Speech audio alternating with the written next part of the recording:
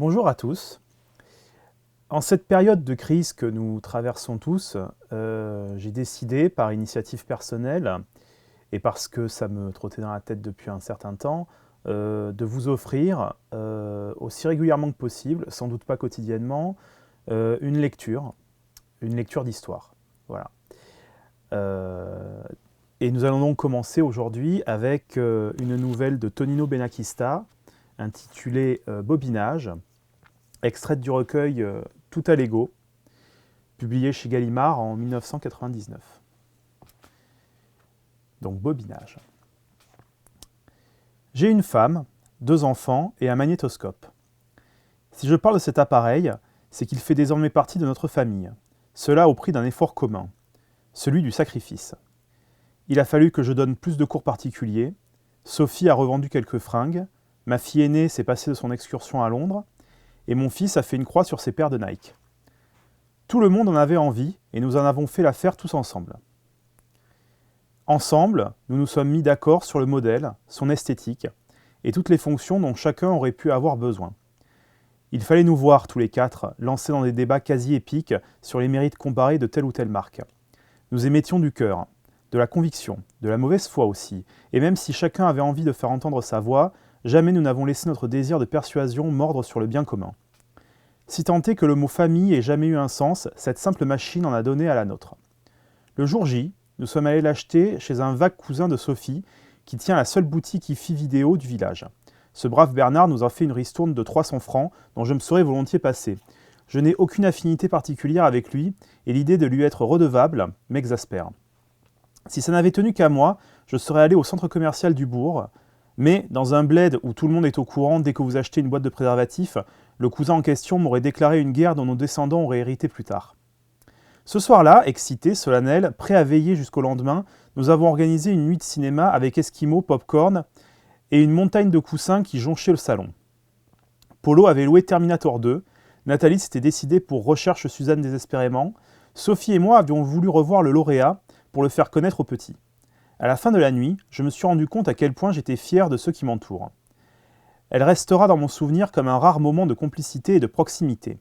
Mes gosses m'ont fait découvrir des univers que je ne soupçonnais pas, et les questions qu'ils ont posées sur le lauréat nous ont permis de formuler des choses dont nous n'aurions peut-être jamais parlé ensemble.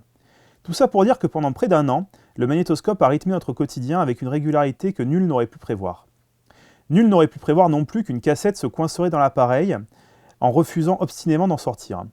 Avec l'utilisation intensive que nous en faisions, ça devait bien finir par arriver. C'est rien, chérie, il suffit de le montrer au cousin Bernard, il est encore sous garantie pendant 3 semaines. J'irai demain. Demain sans faute, les enfants s'impatientent, mais le lendemain je n'y suis pas allé, ni les jours suivants. Tu as promis, papa. Tu prends ça comme une corvée, chérie, alors tu oublies forcément. Non, Sophie, ce n'était pas la mémoire qui me faisait défaut, c'était le courage. Papa, faut absolument que je voie la cassette d'Hamlet que la prof d'anglais m'a prêtée. J'ai un contrôle dans 8 jours. Pourquoi as-tu tellement besoin de voir ce film? Est-ce qu'à mon époque, on avait des cassettes pour étudier Shakespeare? Non, on se contentait du texte comme on le fait depuis des siècles. T'énerve pas. Nathalie a besoin d'enregistrer des trucs qui passent pendant qu'elle est à ses cours. Et moi, j'ai déjà raté 3 épisodes de Lina Fleur de Baïa. J'irai demain, bordel. Au lieu de ça, je suis resté une bonne heure à trifouiller une énième fois l'appareil avec une fourchette. Quelque chose de grotesque et d'avance voué à l'échec. Je crois même avoir pleuré à genoux devant le bouton éjecte. Ça ne m'était pas arrivé depuis la mort de mon père. Et tout ça m'a un peu plus isolé dans une muraille de solitude. Le soir, j'ai eu droit au silence glacé des miens, à leur regard à la dérobée. Chérie, je peux aller toute seule si tu n'as pas le temps, ce n'est pas si lourd. J'ai bien compris que tu n'avais pas envie d'affronter le cousin Bernard, mais je lui ai parlé, il a même proposé de passer le... Jamais, tu m'entends? Jamais! Laisse-moi régler ça tout seul, nom de Dieu! Pour la première fois de ma vie, je venais d'élever la voix sur celle que j'aime. Une insulte n'aurait pas été pire. Sophie a quitté la table blanche blanche comme un linge. Les enfants m'ont renvoyé l'image d'un bourreau, l'injustice et la peur sont entrés dans notre maison. Tout allait si bien entre Sophie et moi, avant que l'appareil ne tombe en panne, et quand je dis tout, je n'oublie pas nos nuits, nos douces chaudes et tendres nuits. Parce que là aussi le magnétoscope a joué un rôle que personne n'aurait pu soupçonner, pas même ma compagne qui n'a jamais compris d'où avait surgi cette ardeur que nous avions jamais connue. Comment aurait-elle pu se douter que, à l'heure où toute la famille était plongée dans le plus profond sommeil, je m'installais, seul, devant des films au titre aussi évocateur que Mets-la-moi partout ou Clarisse, fille du vice. Des écouteurs dans les oreilles, la télécommande à portée de main, je me goinfrais d'obscénité sans la moindre honte, mais vaguement inquiet à l'idée d'être découvert, comme un collégien qui feuillette Penthouse à l'insu de sa caissière. Après une bonne demi-heure de hard, je m'aventurais auprès de ma belle endormie et mettais en pratique avec plus ou moins de talent les choses insensées qui défilaient encore dans mes yeux. J'osais. Elle se laissait submerger. Nous ne savions pas que le second souffle de notre histoire d'amour viendrait de là. J'ai essayé de comprendre ce qui nous arrivait, ça s'appelait le bonheur. Jusqu'à ce que Salope en chaleur se bloque dans la machine. Vous imaginez les conséquences terribles de tout ça, que tout ça pouvait avoir sur ma vie. Un scénario sans surprise et écrit d'avance. La stupeur du cousin, les ragots de sa femme, la rumeur qui se répand dans le village, la honte sur ma famille, le désarroi de Sophie, etc. Jusqu'à un épilogue que je n'osais même pas imaginer. La moitié du village avait beau en faire autant, je serais devenu le pervers idéal. Celui qui n'a commis qu'une seule erreur, faire passer ses fantasmes dans le domaine public.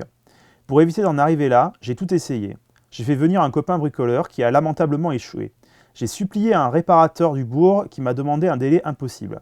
Sans y parvenir, j'ai tenté de réunir assez d'argent pour en acheter un neuf et faire croire à une guérison miracle. Tout ça n'a fait que retarder l'échéance et attiser le mépris de ceux que j'aime le plus au monde.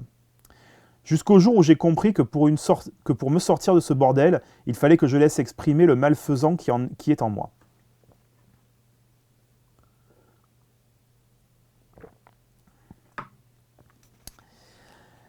Il est 19h30 en ce beau dimanche de juin, et je crois que le cauchemar est terminé.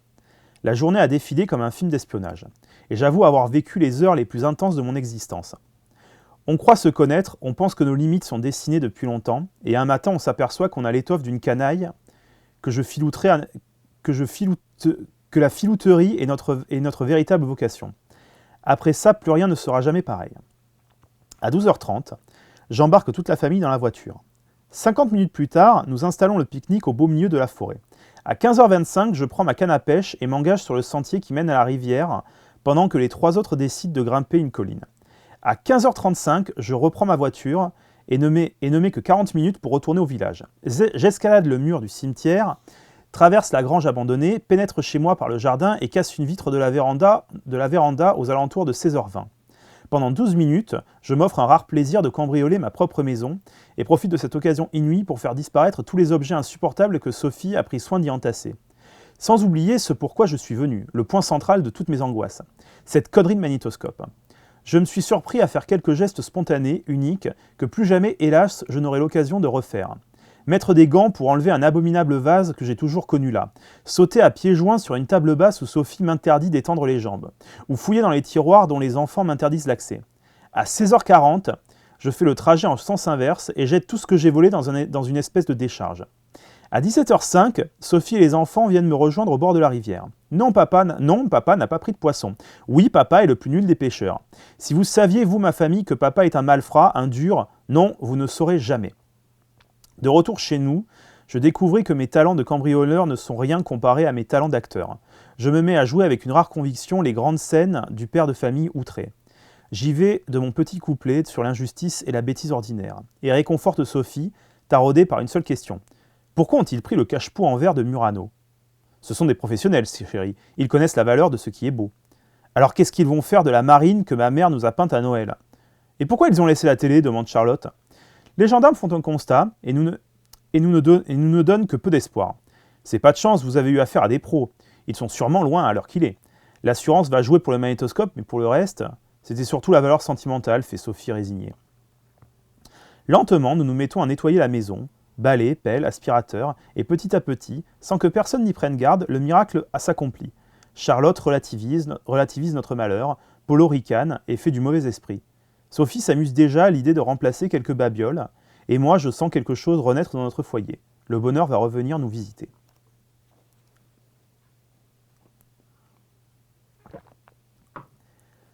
Papa, il y a un type bizarre dehors.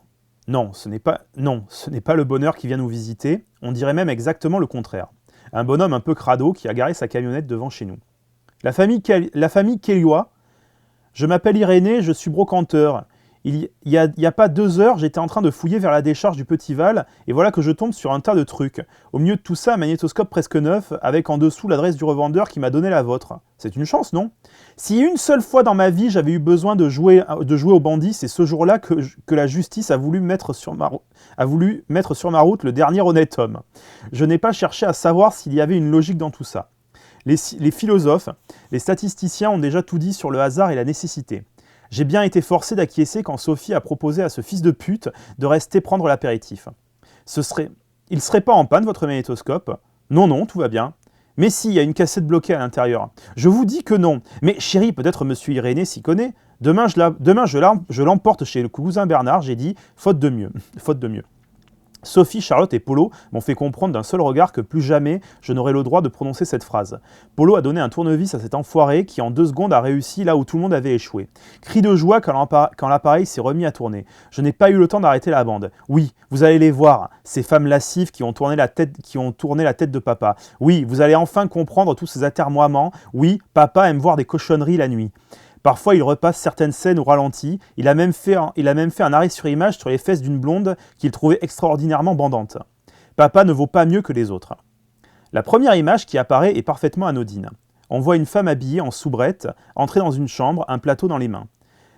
Le sursis sera de courte durée. J'imagine que la demoiselle va servir le petit déjeuner à un couple de jeunes gens assoiffés de stupre.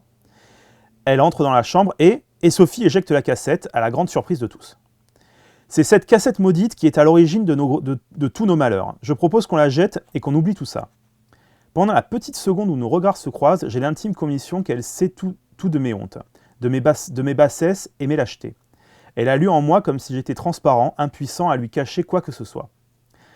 Et son pardon en devient grandiose. Je sais désormais, et pour l'éternité à venir, à quel point c'est une femme formidable dont je ne mérite pas l'indulgence. Comment pourrais-je oublier tout l'amour et la tolérance qu'il y a dans ce geste sublime? Et bien des années plus tard, je repense parfois à cette histoire. Plus rien n'est venu ternir notre bonheur. Même pas ce jeune type un peu vulgaire qui a relooké Sophie hier matin sur le parking du centre commercial du bourg. Mais c'est Pamela Queens.